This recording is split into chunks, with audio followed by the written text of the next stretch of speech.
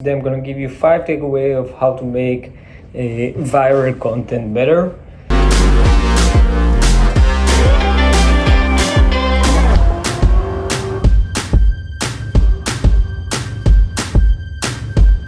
Hey guys, what's up? Hen's here from Shines. Today I'm gonna give you 5 takeaways of how to make viral content better. So, 1, the 3 metrics for a good story from our experience. And again, it's talking about emotional stories and stuff like that. So first, you're gonna give an intro about the story. Second, you're gonna give backgrounds on the specific subject or character. And then you're gonna start the story, but keep tension as much as you can. But make sure you find the sweet spot. If it's too long, people will get pissed. If it's too early, people will bounce fast. Number 2, how to calculate your EPC when running viral content.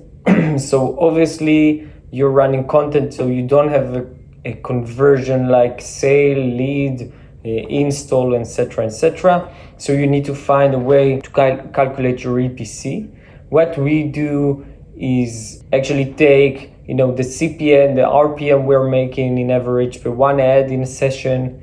Then we check how many ads we show to a user on a specific page. Those 2 metrics give us the revenue in CPM in average per one page that the user read. And then of course we're going to multiply it by the number of pages the user read and stay to give us the total revenue. But once again, it's in CPM, so we're going to have to normalize it by dividing to 1000 and normalize it to EPC for us to make it easier to calculate and optimize for.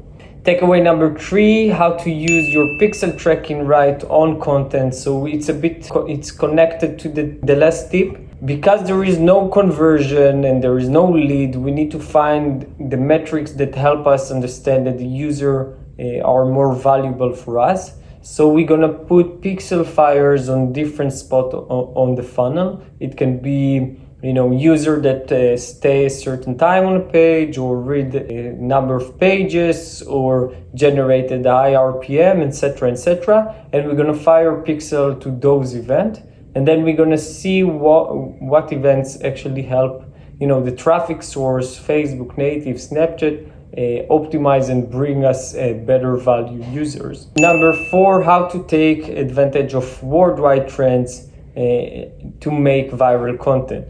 So obviously you have to be around content all the time. You have to read lots of content. You have to watch the news and stories that go around the globe. And you will need to extract from those specific facts that might go viral.